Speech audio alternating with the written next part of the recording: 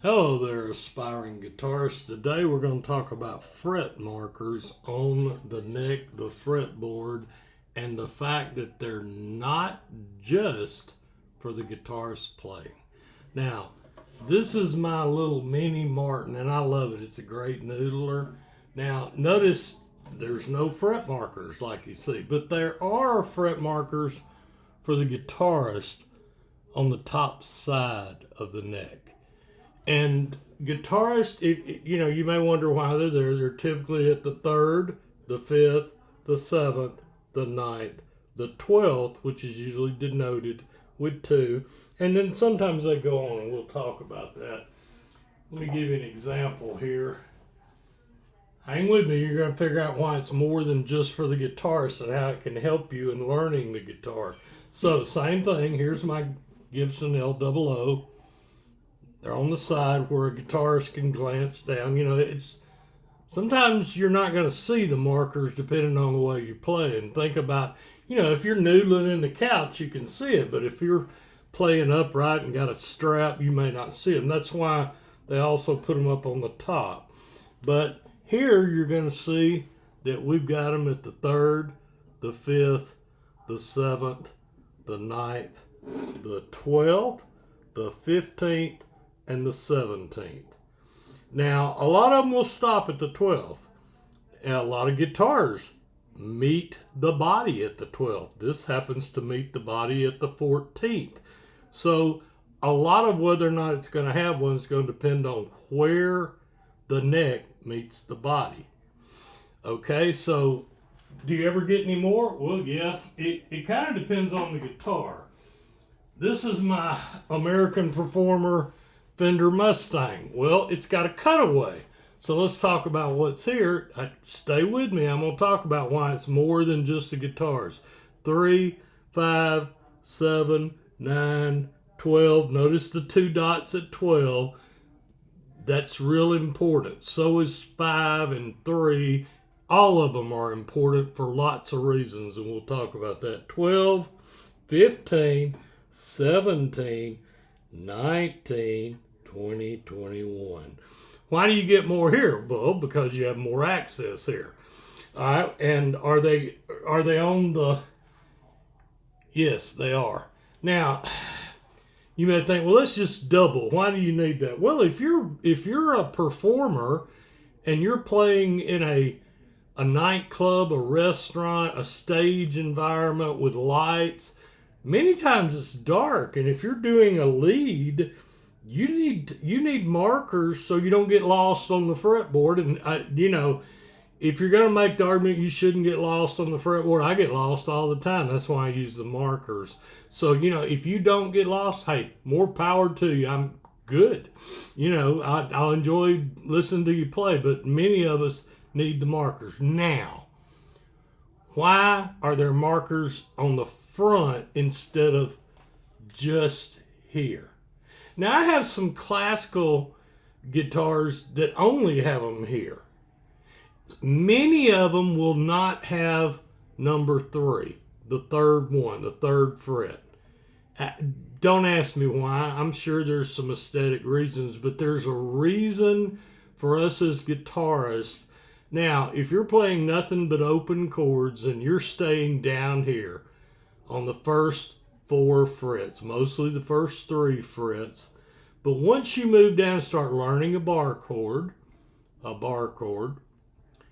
once you start learning some scales and where to go, then these are going to mean something to you, and they mean something to you if you're trying to learn and watch somebody play.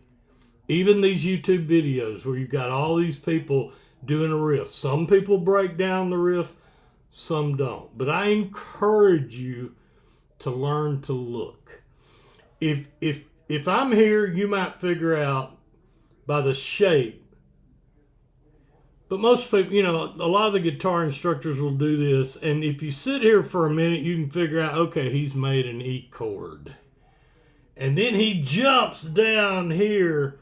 And then he jumps to there. And it's too fast for you. That's where the markers come in. learn to look at the markers that someone else playing. Because you may stop the video, or in your head, if you're at a restaurant, you're watching somebody play, he went to the 5th fret. Well, we know that F, G, A. So you know things. It's a place. If you're trying to learn a riff and he comes down here and he does a little hammer on or hammer off, the first you can't see. He's covering up the 5th fret. But you can see that's the 3rd, and you can count 4, 5. If he's doing roundabout and you have no idea, roundabout's that famous Yes song that we all learned about harmonics down here on the 12th fret, because the 12th fret is a harmonic fret. E, open string E, top string, elephants and donkeys grow big ears. 6, 5, 4, 3, 2, 1. 1, 2, 3, 4, 5, 6. E, B, G, D, A, E. Elephants and donkeys grow big ears. There's other ones. Eddie ate dynamite. Goodbye, Eddie. Anything that can help you. Fret markers can help you too. They help you know how to go somewhere.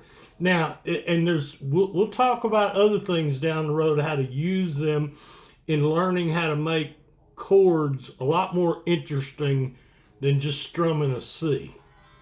You'll learn how to, we'll learn how to make an E into something that can go down the neck, you can slide with, all kind of things. But begin to watch guitarists and pay attention to the neck and the markers. They can help you. Even if you see, maybe they're doing a riff and they're tapping here, and sliding there. Well, they may cover up part of it, but you can always use the other parts. If you have to stop the video and he's right here, you can go, okay, well, he's beside the 12th fret. How many frets away? 12, 11, 10, 9. Oh, yeah, there's a marker at 9. 8. 8 becomes important because there's a half-step interval there on some of the strings, just like they're all over the neck, but it's a familiar place. Become familiar with your guitar if you can. It will help you. It'll help you to play. You'll learn to look at the markers that are actually on the tip of the neck. You can't see them good there. Let me grab them. Okay. Remember I started off with my little mini Martin that I love to noodle. It has no fret markers, but it does have them for the guitarist. So,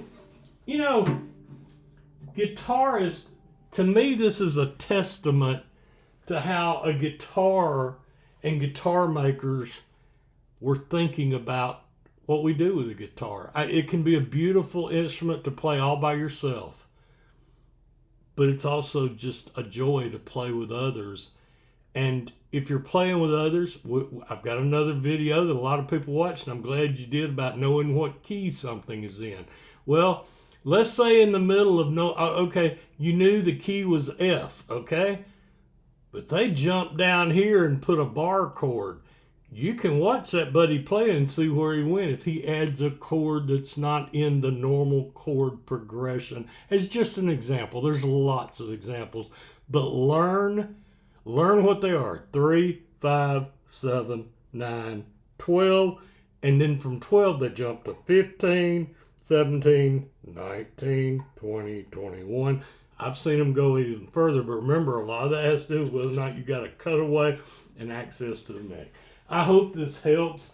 It's fun to have a little more knowledge about the guitar to help you on your journey. And I hope you have a blessed journey, and most of all, happy picking.